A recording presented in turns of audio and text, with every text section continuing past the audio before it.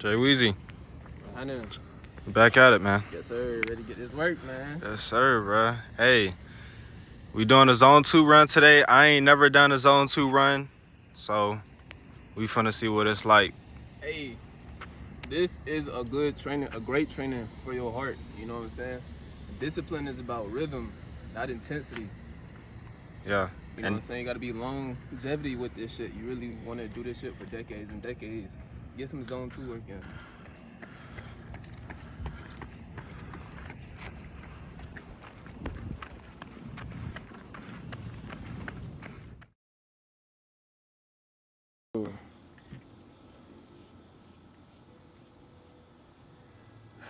Are we live, Sir Logan?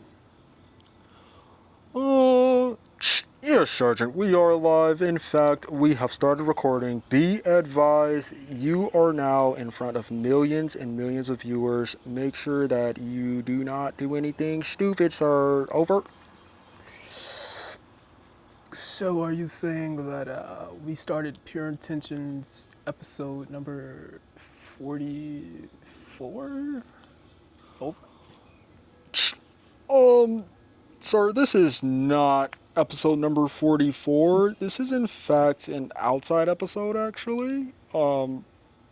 Is there an actual correction that I wasn't made aware of? Over? I don't think there was a correction. I just woke up from like a 10-year hiatus. Ooh. So I'm still regaining consciousness. Over? Copy that, sir. I will fill you in a little bit. Over and out. Alrighty, sounds well. Over. Over and out. Over and out. Yeah, see, you gotta close it out. Hey, man. What's going on, Pure Intentions? Gang! Hey, bro, I got my coconut water. You don't got your coconut water, my nigga? Let me go get my coconut water for y'all. Look, bro, because we gotta toast up to health, bro. Look, what we touching on today, look, get you some coconut water. Sip some with us, and I ain't talking about no wine. But today, we are going to be touching on something that this is helping. This liquid right here is what some people call living water. Water with actual nutrients in it. And when you consume this living water, it is going into your internal, and it is saturating your organs and your systems and things of that nature, your cells, giving them what they need. Yeah, it's funny because I didn't like coconut water at all, bro. Like when I used to run track, my sister always drunk it. Played football, not always cramp bad because I sweat a lot, but I would never drink coconut water. But now that I be running and stuff, hey, it hit after a good run. Yeah, bro, it's, You know, to me, bro, it's actually very tasty. I'm gonna be honest, especially like authentic coconut water, bro. I want you to know, bro, I'm sitting on that beach in Bali. I got this gigantic coconut in front of me. You see the flies coming around. The flies want the coconut water. I got this gigantic coconut, bro. I swear, I did not take my lips off that straw for about 30, 40 seconds, bro. I was sipping for 34 seconds. it was cold. It was just under room temperature. It wasn't room temperature, but it wasn't cool. But it was definitely delicious. But Yes. this is one of the things that we do to help our internal, physically, you know? Yeah. What we consume and other things. But there's also another internal that is completely apart from the physical, but still affects the physical as it is. So everybody has an inner version of themselves. You have your external world, and then you have your internal world. And I think I want to tell people about the power of their internal world and the parts of it and exactly how they can, leverage it for their benefits. When I first, got into my internal world, it was some of the most life-changing stuff at that time that I had encountered when I started looking into myself Bef- yeah. Oh no, I didn't mean to cut you off. But I was about to say, before we go there, let's tell the people what the internal world even is. Yeah. So the internal world is made up of different parts. You have the mind. The mind has different parts to it. Your ego, your subconscious, all of these different moving mechanisms that are influencing your thoughts, actions, outcomes, reality, basically. And you also have, yeah, we have residential cats. Yeah. Wow. Yeah, my dad be feeding them, and they just be hanging around here now. It's a cat, by the way, guys. Yeah, it's a cat. But so it has all of these moving parts, and you also have like your internal organs. Your internal organs have functionalities that, you know, you don't necessarily see them performing their functions, but you know that they're working. And so there's a whole entire different world of your internal that you need to cultivate and make the best that it can possibly be. So the first part of the internal that I think we'll touch on is, which one you want to touch on first? Well, I was about to give like my definition of the internal world. Yeah. So what I define as the internal world is the inner monologue that you have with yourself all day, every single day. That voice in your head, that voice lives inside of that internal world, basically. So that's what I define as the internal world that we're speaking on today. Of course, you know, like you said, it's something, your organs and stuff like that. But Yeah. on the spiritual and metaphysical side, I'm referring to where the voice in your head lives in. Yeah. That So internal world. it's like you're on social media and you see a lot of posts talking about your inner voice. Everybody hears their inner voice. And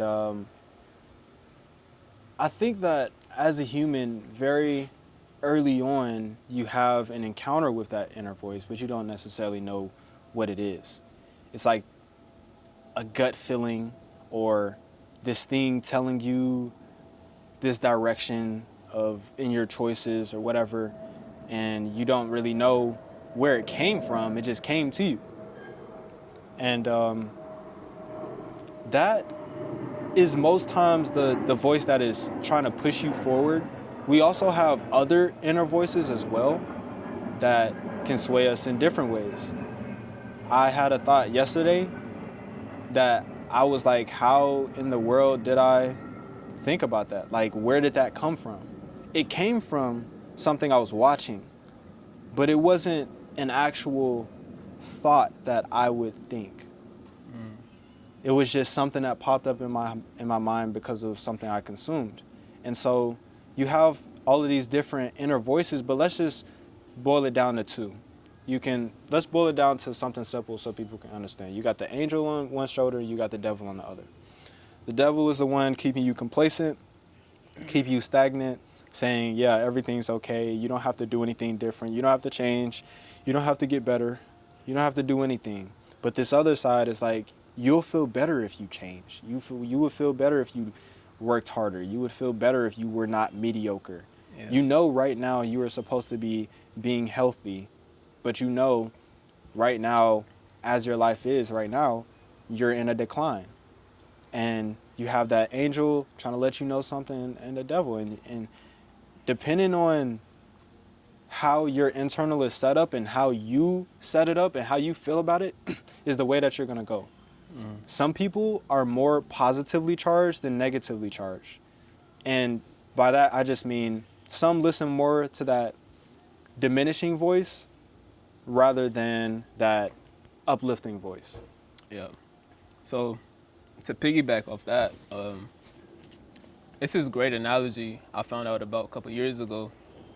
And it was basically like every man has two wolves that lives inside of him, and one wolf is like, a positive wolf, and the other wolf is the negative one. And whichever one you feed the most is the one that's going to win. But the way you feed the wolf is by your diet. And your diet's not just what you eat, it's about what you see and what you listen to. So that is outside information. That's food for thought that's going into those wolves. So if you're digesting positive energy from the external world, you're feeding that positive wolf that's inside of you, or the angel that you said, and vice versa if it's the negative one. Yeah, and it's really just the mind doing what it's been built to do. Yeah. It's taking in information, processing it, and making it readily available and usable.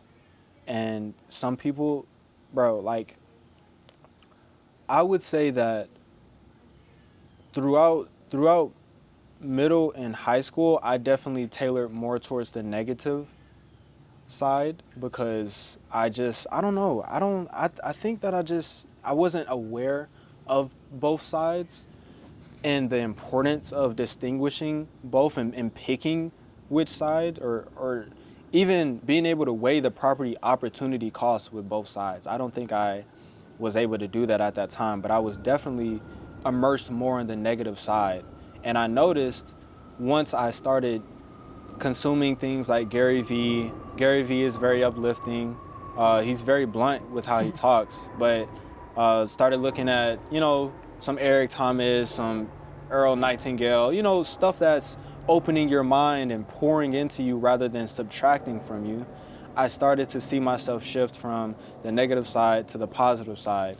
And that was me beginning to shift my inner environment, because your inner environment has all of these influences, all of this shit you're observing, but what stays in your environment is what you choose to focus on, what you choose to put attention to, and what you choose to put intention to. So you have to be able to cultivate your inner environment with the right things. Some people's inner environment is completely negative just because everything around them that they're consuming is negative. They're watching too much Shade Room. They're looking at too much Love Island, things that they can't have or whatever. Like, they have things that are input into their mind that is making them feel bad or making them think ideas that are not uplifting. And it puts you in a cycle. It's definitely a loop that you don't want to get caught in. Yeah. And man, it's real important, because I was meditating probably about a month ago. And my Uncle Bigwood, really my cousin, but I was meditating and I literally heard his voice in my head. Yeah. And then I came to a point where I'm like, like, you're really like the awareness behind your thoughts. So I came to a point, I'm like, this literally isn't even my voice in my head right now. This is somebody else from the external world voice inside of my head. Cause like I said, you have the voice that's inside of your own mind, which is your voice, it's ego. Anyway, but then you can have other people's voices as well. But like I said, it's about what you're digesting. And I don't think people really understand that. Like a lot, like you said earlier about that thoughts you had yesterday. A lot of the thoughts and the fears that we have aren't even ours at all. It just entered our inner matrix because we allowed it to. Yeah. Consciously or unconsciously. And we never developed the mechanisms to decipher which things are actually our thoughts and which ones we wanted to keep inside of our thoughts. Yeah, it's like... And that's what meditation does, bro. Oh, yeah. It makes it look like a Netflix scroll wheel, so you can, in fact, swipe left on some of them thoughts. Yeah. But you can swipe right on some, too. Yeah. I was about to say, it's like a barrier, like, how Trump wants to build, like, a wall or something, like, to keep the immigrants out. So I thought they already built it. They probably did. But like, you could do the same thing in your mind. Like, you can have like a barrier set up that like allows stuff to come in and allows stuff to not come into your Exactly. mind and to your inner matrix as well. And you must, bro. Yeah. Especially in the world that we live in today, bro. It's just, bro, it's so many ways that you're getting dragged on a moment by moment basis. I'm probably going to get a notification on my phone within the next, 10, 15 minutes about some news that is absolutely devastating to read. And I can choose to consume that, or I can choose to not consume it. Somebody else is probably going to get a call from a coworker that always, trauma dumps on them 24/7, and they can't set boundaries. So you have all of these things that are pulling you different ways, and you have to conjure your mind. I like to call it stealing your mind. So STEEL, stealing your mind. You are gaining skill sets and tools that are used to build up your mind. Instead of using wooden planks on your mind, you're using brick now. And then you go from using brick to using steel, and you put a whole entire plate around your mind, and kind of like how a cell membrane works. It lets some stuff in, and it does not let other things out. I mean, in. It has a deciphering process. So you have to have that for yourself, but you need to build up mechanisms like internal motivation, or lower your threshold for need, so you don't need as much stuff to be in a comfortable place.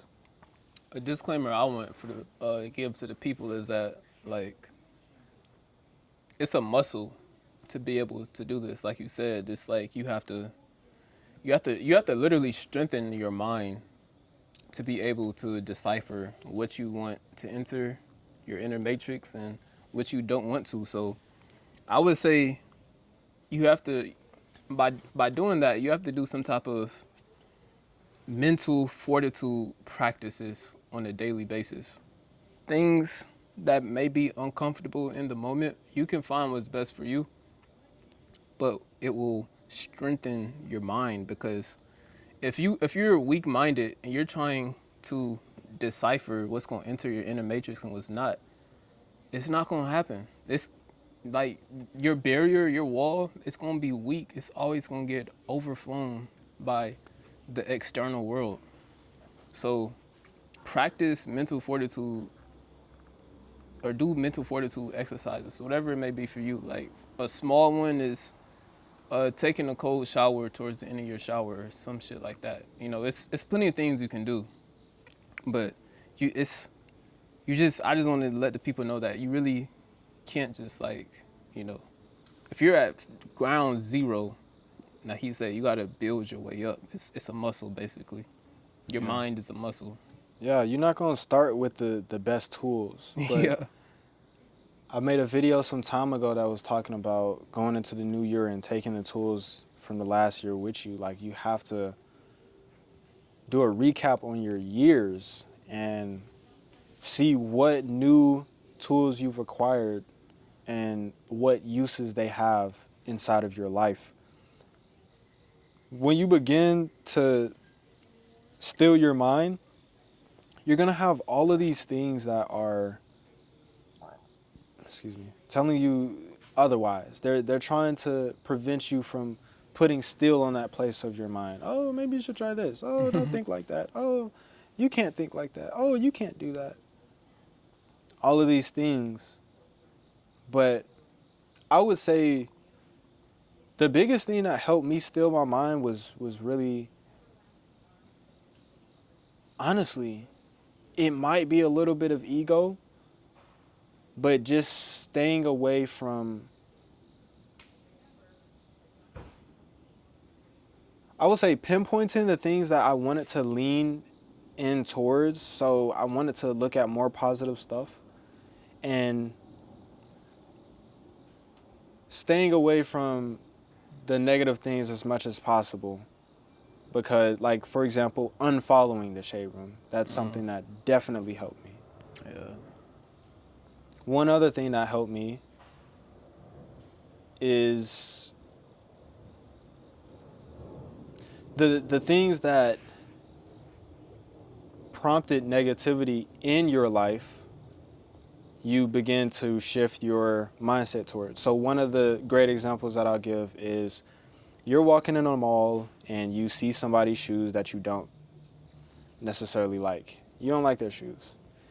So in your mind, you're like, their shoes are so ugly, blah, blah, blah, all this stuff. But then you ask yourself, you take a moment, you ask yourself, why do I feel this way about that person's shoes? Does it really matter? No, it doesn't. And that took down the amount of negativity that I was inputting into my life because it changed the mindset that I had towards that specific occurrence or like occurrences like that. So, if, a person's shirt or a person's glasses, if I don't like them, I don't care. Like, it has nothing to do with me. But your internal environment and your inner self are very sacred things. I'm gonna be honest. Meditation definitely helps with your inner self, being able to hear it better. Yeah, that's what changed my life. I say that almost every episode, but meditating changed my life, and it made me really understand that like the external world is a reflection of your internal world. Like, I believe you can create heaven or hell on earth. It's all a frequency. It's all a state of mind. If you build that peace and heaven within, then your external world is going to be heaven. So, let me use I love analogies, bro, because that's how I understand a lot of stuff. Yeah. But let's say two people are looking at a dead tree. One person who meditates, let's say one person meditates and one person doesn't meditate. They're both looking at the same exact dead tree. The person that meditates build up love and peace within, that they look at this tree and they find that dead tree still beautiful because they realize it's the cycle of life. They're like, wow, like that tree probably lived a beautiful ass life. I'm thankful for this tree's life that it had. The other person who doesn't meditate may look at the same exact tree and be like, man, that tree dead as hell. Like, we need to cut that bitch down ASAP. Yeah. You know what I'm saying? But they have those two perspectives because of the two internal states of mind that they have, even though they're looking at the exact same tree. Yeah, so I didn't even know, bro. Yeah. That shit became a home for termites, ants, different birds. Them built their nest in the Yeah. base of that motherfucker. Like, it still has a purpose, if you will. It still has a spot in life, even though it is a dead tree. Yeah. It's giving nutrients to the ground. All of the other plants around it are extracting the nutrients from that dead tree. They say, hey, this dead tree isn't using it anymore. We're gonna take some. Yeah. Take a little bit. No, literally though, bro. And it's a cycle of life. Like, but I love that analogy, bro, because honestly, it's like a person that meditates sees life in things and pretty much all things, while a person, it's like a different vision. Like, when you meditate, you put on these different glasses and you just, instead of looking at a dead tree, you see still the energy of that tree still there. It's just not in its cells. It's in the organisms that have chosen to inhabit it now. And it just shifts your perspectives. And that's the most powerful thing in life is perspective, bro. It's perspective. If you want to gain a positive perspective, it all starts internally. So if you have a positive internal world, your perspective externally will always be positive. Like, no matter how messed up your world may seem at the moment, it may seem like everything's not going your way or whatever, but you can always still find some type of gratitude inside of that chaos, inside of that madness, because of the way your inner world is set up. Literally, bro. You can be going through the worst shit in life, and you can still say, I am smart, I'm capable, I'm strong, I will get there. Yeah. I'm not there right now, but I will get there. And to hold on to that type of belief through multiple different levels of trials and tribulations is a very hard thing. And that's why most people, when they start their first business and it doesn't work out within the first 6 months, they quit. Because it's hard to deal with it. Everything starts internally, bro. No cap, bro. I keep emphasizing that. Like you want your world to look more positive, you gonna have to look at the world more positive. If you want to see more money, you gonna have to see more money. Yeah, like let's dissect the word universe. Universe. Uni. You have a whole universe inside of you. This is how I look at it too, like perspective once again. We all live on this one earth, but it's like over 7 billion people on here. But I believe that it's 7 billion worlds inside of this one earth. It's 7 billion universes inside of this one universe that we live in right now. Like, we all are a living, walking universe. So make sure your universe is set up well, or how you want to set it up, because I ain't going to tell you what to and what to not do. I can only lead you to the water. It's in. Oh God. He just gonna let you know that you got a universe. How you put it together, that's your, you know what I'm saying, thing. But I be going to my internal world when I meditate a lot. Sometimes I'm not there, but I go there most of the time. And I have things that I like. A lot of nature is there. I have a lot of vast open land. And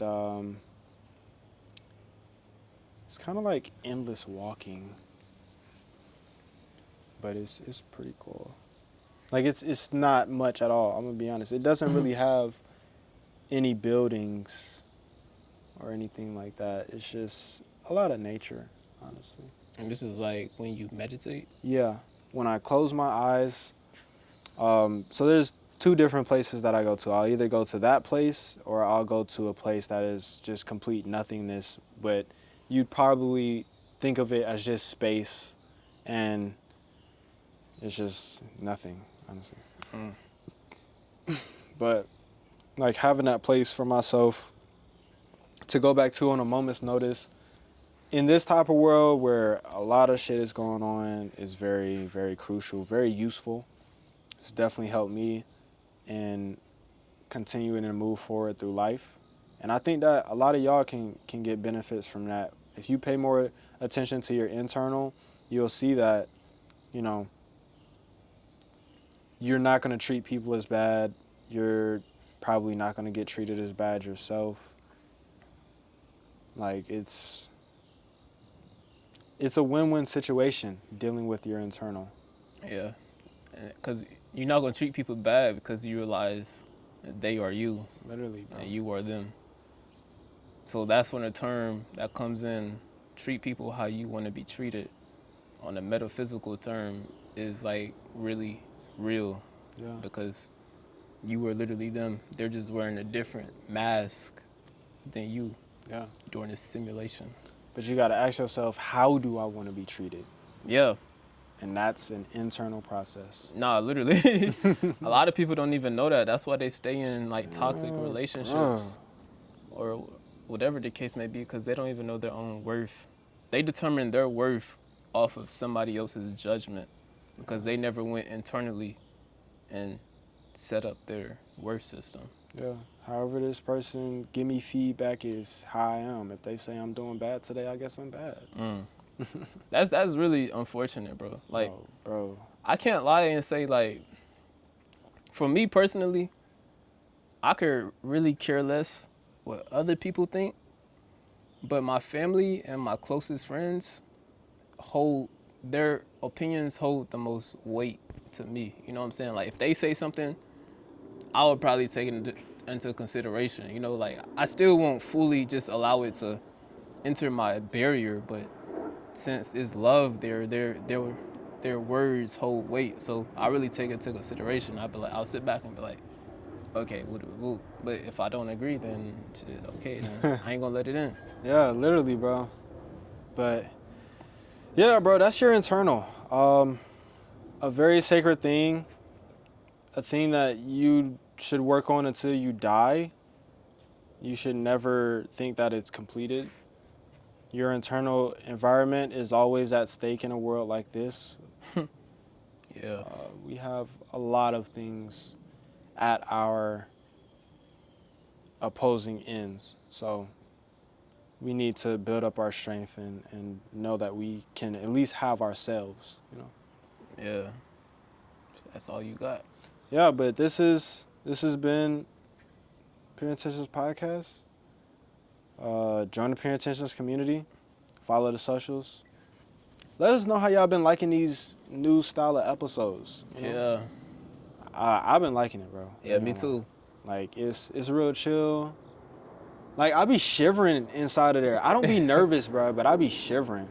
That's crazy. I don't know what it is, bro. You gotta go internally and figure that out. That's crazy. I personally love these nature videos, bro. Yeah. Especially like we just ran almost 6 miles right before this. Yeah. So then we come out and we still in nature, just chopping it up, you know, Yeah. talking to y'all. And there's gonna be different locations too, bro. Yeah. Like I think, bro, we should hit that Panola State Mountain Park, Alexander Lake. Oh, yeah. That lake background, Yeah. shin me, boy. Nice ass episode. Oh, yeah. Hey, bro, yeah, stay tuned. So, yeah, but this has been a Pure Intentions Podcast. We out. Salute. Nasty.